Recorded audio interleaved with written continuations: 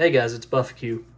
I thought it's about time I did an update video on my knife collection for you guys. I'm going to go through the collection pretty quickly here. A lot of what you're going to see is sort of repetitive from the previous knife collection video I did a couple of years ago. Some things have changed, but for the most part, it's just been newer additions, so the collection has gotten bigger. You will see a lot of repeat knives, as you're about to see. I really like, for instance, with Spyderco, I really like the standard Endura model, so you'll see more than one.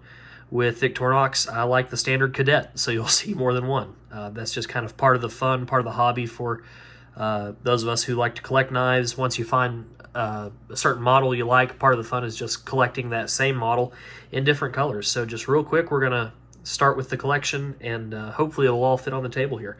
So the very first one up, Spyderco Police 4. Great knife. Definitely a big blade. See if I can kind of start it here. Maybe we'll have room. Maybe. Next one up, standard Endura 4 in brown. Knife that kind of started the obsession for me, was given to me by my grandfather when I graduated college. Another Endura 4. This one I dyed the scales to kind of an OD green. Just thought that looked kind of neat. Here's an Endura 4 in the Zome finish. This was an exclusive done by Cutlery Shop. Thought that looked really cool. Definitely turned out really nice. Way to go, Cutlery Shop. Love everything they do. Another Endura 4, standard black. Nothing special. Here's the Endura 4 that I probably carry the most. It has the combo blade on it. And I also fitted this with one of the MXG deep carry clips. I carry this knife a lot. Anytime we're hiking or anything like that, I carry this knife on me because I really like the combo edge. Not enough people like serrated blades. There's not a whole lot of love for serrations out there. I think if they're done right and you know how to sharpen them, they can be a great thing. Probably the most prized knife in my whole collection, this one here. This is a vintage Spyderco Endura. This was the knife that definitely got the whole thing started way back, even before I was a fan of pocket knives. This was my grandfather's first Spyderco. And he only had two. He had this one, and he had that brown one right there. He ended up giving me the brown one when I graduated college. This was the other one that he had. So after he passed away, I was absolutely honored to get this knife. This is by far the most important knife in the collection. Going on down the line, trusty Paramilitary 2. Don't need to say much about that. You guys know how great that knife is. Coming on down the next side is the Mannix 2. Lightweight in the translucent blue scales. Love this knife. God, it's a cool knife. My wife gave me this knife, the Mannix, and the Zome Endura you see here, both given to me by my wife. Love this blade. Extremely lightweight. None of those silly nested steel liners in there. Just a great lightweight EDC blade. Love that knife. Cool. Here's another knife given to me by my wife. This is the Tenacious. This is the newer, the lightweight model with the FRN handles. Totally blacked out, so it's got the black coated blade. Next thing is I'll probably be getting another deep carry pocket clip for this knife. This is a great blade. The Tenacious series, they're great. I don't care for the G10s. I don't like the G10s at all, as a matter of fact. But this new lightweight model with the FRN, I really like. It's really not that much lighter than the standard G10, but for somebody like me who doesn't like the material of G10, having it in FRN, yeah, that's cool. Going on down, next is kind of an old school knife. This is the Centofonte. I really like this knife. To me, this is kind of reminiscent of this old school Endura of my grandfather's. These just kind of, to me, feel like the same generation. They kind of have that that 90s feel to them. Just a really neat blade. The Cinefane doesn't get as much pocket time for me as it did when I first got it, but still like this knife a lot. Nice and smooth, small, fits good in the pocket, nice and lightweight, of course. Love that blade. Going on down, another one of my main workhorses, standard Delica. This is Delica 4, again with a MXG deep carry pocket clip. This knife gets a lot of use. I like the deep carry pocket clip from MXG. I like this bronze color because where I work, I wear khaki pants a lot, and I don't really want to advertise that I'm carrying a knife. So between it being deep carry and it kind of having a khaki look to it, this really goes overlooked by most people. So I like that. I like that a lot. A couple of knives from the boat. So here is a Salt 2. All right, it's got this big kind of goofy lanyard thing on it right now because, again, when I'm on my boat, I have this knife clipped to my life jacket. So great water knife because H1 steel, so you know you're not going to have any corrosion issues. Like that knife a lot. For those of you who don't know, this knife, the Salt 2, is basically just another version of the Delica 4 with H1 steel. So footprint-wise, this is basically the same as that knife. However, this is going to have a steel that won't rust on you. So that's cool. Next one, another knife from the boat, is the Tasman. I believe this is, yeah, Tasman Salt. Had to make sure I had the name right. Another knife that's in H1 steel. Same story here. This clips on my wife's life jacket. Both like to have a knife on our life jacket when we're on the water, just because I could say you never know when you're going to need a knife on the water, but let's be honest, it's just cool to have a Spyderco clip to your life jacket. Keep going here. We've got one of my favorite knives in the collection that my wife just legitimately stole from me. This is one of the earlier natives. I really like these earlier model natives. The grip pattern was totally different than they've done them now. Now they have the standard, I don't know what you call it, the bi-directional. This was a lot smoother in the hand. I just really like this original native. And it's got the serrated blade, which I think looks great. It's got that nice swedge on the front of it. God, that's cool. That's a great looking blade. Love this knife, and as soon as my wife saw it, she was like, oh, that's nice, cool, that's mine now. I was like, oh, okay. There's the native. Let's see, we're getting into the, oh, yeah, okay, here real quick. Here's kind of a beater knife. This is also an early Endura. This is definitely a beater knife. You can see that the grind on it looks really awful. The blade has been cut way back. Got this at a gun show. Paid, I think, $10 for this. You can even see, looking down in the channel there, the blade would have originally come out almost to the end there. You can see it's ground way back. Almost looks like a Delica down in there. So this is definitely a beater blade. This knife kind of stays out in my workshop and gets some pretty heavy abuse on it. Over here is the knife that always stays in my truck. All right, this is my Atlantic Salt. I keep this in the truck because it's a good knife. God forbid if you should have to cut a seat belt in a rescue situation, either yours, someone else in your vehicle, or someone else in another vehicle. This is a great knife to cut a seat belt. Obviously, it has that blunted tip, so there's no worry of stabbing someone. But those serrations are wickedly sharp. I keep them like razor sharp, so that would slice right through a seatbelt without any trouble. Always keep that knife handy in the truck. Running out of room.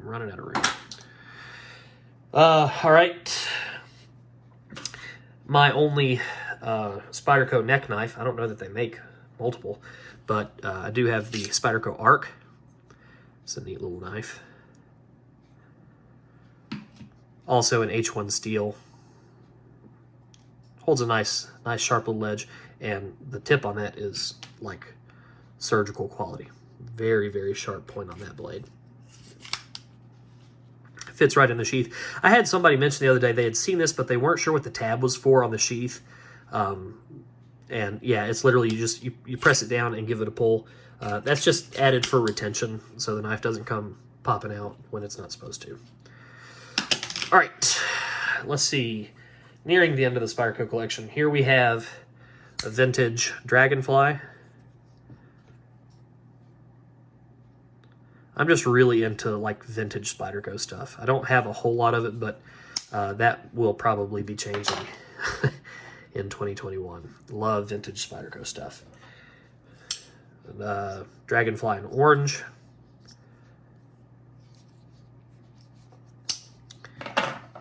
After that, we have another one of the coolest knives, in my opinion, in the collection. The, oh, awful deployment. God, that's embarrassing. Oh, well, I'm not redoing this.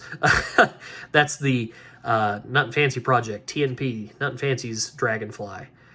They came out with last December. I am a TNPer. I'm one of his Patreon members, and so I was able to score this little beauty. God, it's a sweet-looking knife. Love that knife. Not one I will ever sell, so if you're interested, I appreciate that, but no, I will not sell it. Let's see, next we've got a couple of the little ladybugs. This was one that I dyed the scales. This was originally the burnt orange color, which looked really great. I could have left it burnt orange and been totally happy, but dyed it red just because, I don't know, it all looked cool. Another ladybug, purple. These belong to my wife. She's been stealing my stuff. The more stuff I get, the more she takes. Here we have the clippy tool. Recently got this. Neat thing about the clippy tool, this particular model is not only do you have the blade, but you also have the bottle opener and a screwdriver. Neat little offering there. Here we have the grasshopper. Don't really love this knife. It's all right. Slip joint. There's not a clip on it, and you don't have any other tool. I mean, it is what it is. It's definitely affordable. Very affordable knife, you know. For the price of a grasshopper, pretty much anybody can own a Spyderco, which is awesome. And I think that's the extent of the Spyderco collection right now. It should be about 20, I think 25-ish Spyderco blades there. Moving on after that, the Benchmade collection. It's very short, very sweet, nothing fancy. Griptilian. Had this knife a long time. I definitely prefer Spyderco overall, but if I can't carry a Spyderco, you are not going to go wrong with Benchmade. Incredible company, very well-made product. The Griptilian is kind of like their flagship knife. I mean, it's the one that, if you only own one Spyderco like I do, chances are pretty good it is a Griptilian. After that, here's a mini grip. The action on this mini grip is just like, man, it's good. Really nice little knife there. And then the last Benchmade I own is the Proper. Benchmade Proper. Nice little slip joint. Very classy little knife. I've carried this knife several times when I've been at functions that I don't want to carry, you know, a Mannix or a police, you know, something big or that's going to catch somebody's eye, you know, the Zome up there. So I'll carry something like this. Classy little slip joint. That's not going to get anybody's nose bent out of joint. So nice little option right there. All right. Next up, let's go through the Victorinox collection. Not nearly as big, about half as big as the Spyderco collection, but here we are, starting off with the Sentinel. This is the one-hand Sentinel. This is the model without the pocket clip. I bought this specifically because I wanted to have a knife that would open the same way one of my Spyderco would with the deployment hole like that. But I didn't want to have a pocket clip on it because this was specifically going to be something that I was going to carry. Woo! Sorry about that. Something that I was going to carry inside the pocket. Knew that I wasn't going to need a pocket clip for it. So that's the story with that. Up next, Evo Grip 10. Just did a video on this just the other day. Nice little knife. Essentially, gosh, I'm sorry about that, guys. I got to redo this tripod. It's wanting to fall over on me. Apologize. Evo Grip 10. Basically, this is the same as a Spartan, this particular model. Evo Grip 10 is very similar to a Spartan, but you have grips that are a little bit wider, but feel a little bit more secure in the hand. You've got these little rubber panels. Nice little knife there. Really liking the Evo series so far.